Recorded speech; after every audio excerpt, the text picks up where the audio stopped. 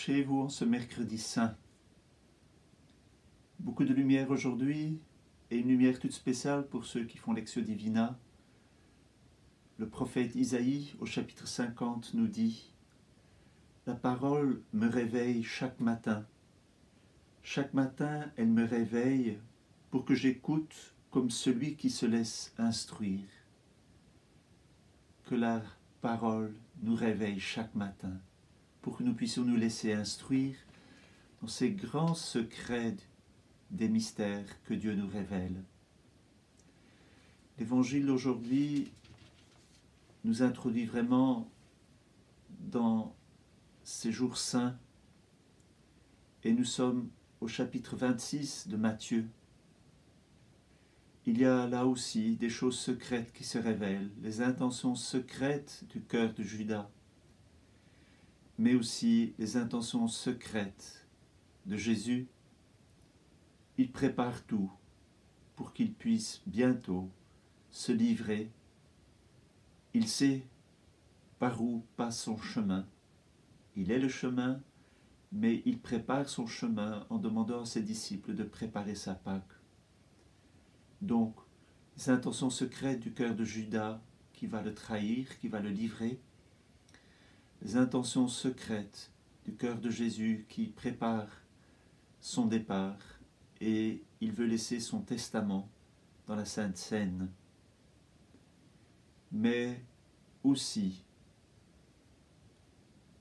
la lumière sur ce qui se passe pendant cette dernière scène. 12 disciples sont là, l'un livrera Jésus.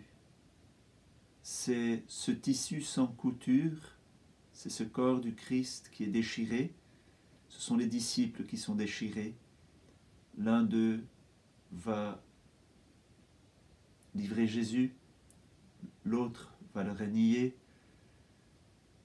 Eh bien, si Jésus est venu pour se donner, c'était pour rassembler les enfants dispersés, c'était pour faire et réaliser l'unité de son corps. C'est pour cela qu'il a un tissu sans couture, un vêtement sans couture. Et un jour, dans la gloire, il n'y aura plus de division. Mais Jésus savait très bien que ses disciples se diviseraient. Et voilà les divisions que souffre l'Église, les divisions que nous souffrons en nous-mêmes, entre nous, avec Dieu, avec la création, toutes ces brisures que nous vivons, pour lesquelles Jésus s'est donné. Il s'est livré pour que l'homme pécheur puisse se réconcilier avec lui, avec lui-même, avec la création, avec les autres. Eh bien, nous voyons ici que Jésus prépare tout pour cela, mais les hommes ont préféré leur propre chemin. Mais pour nous, c'est un grand chemin d'espérance que de suivre Jésus dans la Semaine Sainte, parce que c'est vraiment lui qui va réaliser cette unité. Et il nous faut regarder Jésus pour que cette unité, cette réconciliation puisse se réaliser. Elle se réalisera. Elle est déjà là, puisque Jésus se donne et qu'il réalise cette unité dans son propre corps, dans ce fait qu'il se livre en sacrifice. L'un des 12, nommé Judas Iscariote, alla trouver les chefs des prêtres et leur dit « Que voulez-vous me donner si je vous le livre ?»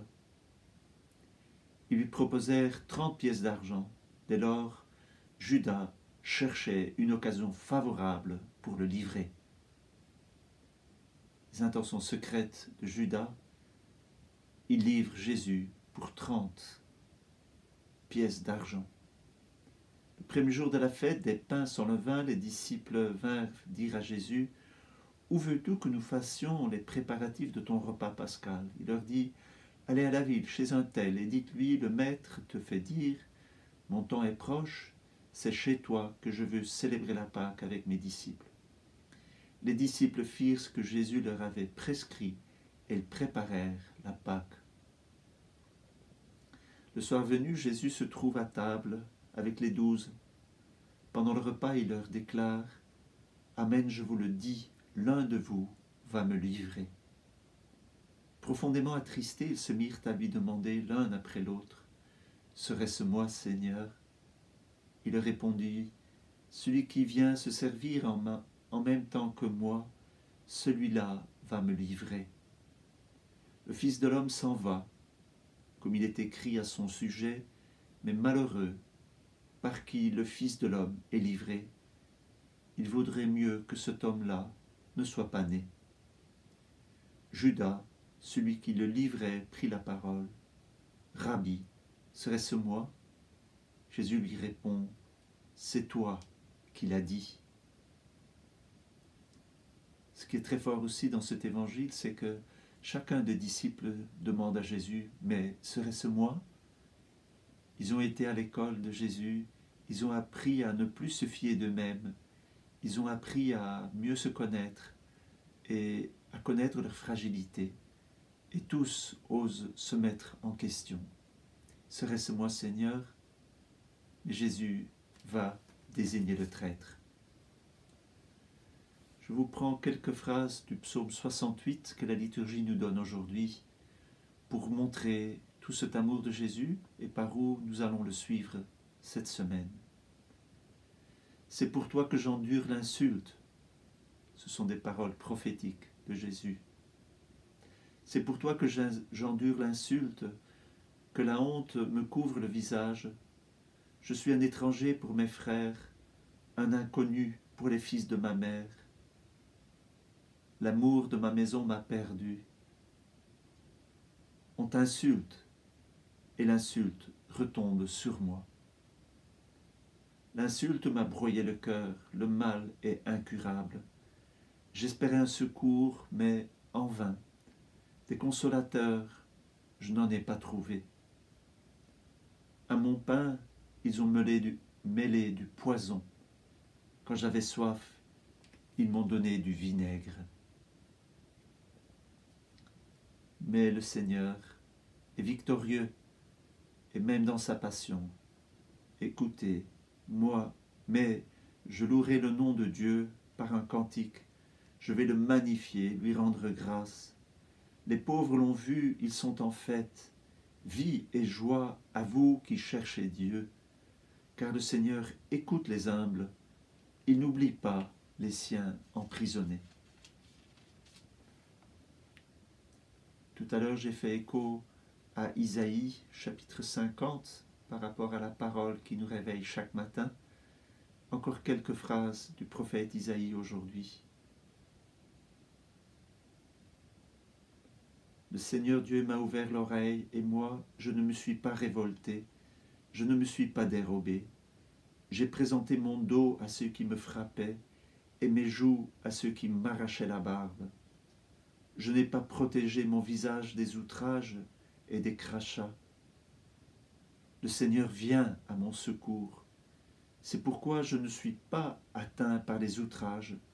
C'est pourquoi j'ai rendu mon visage dur comme pierre. Je sais que je ne serai pas confondu. Il est proche, celui qui me justifie.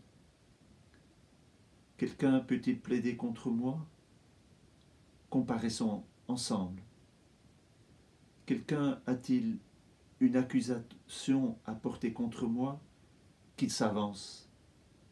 Voici le Seigneur qui vient prendre ma défense. Qui donc me condamnera? Donc Jésus dit que son heure est venue et l'heure du traître est venue aussi. C'est dans ce combat intérieur que nous suivons Jésus, que nous voulons l'aimer, nous voulons le suivre tous les jours de notre vie.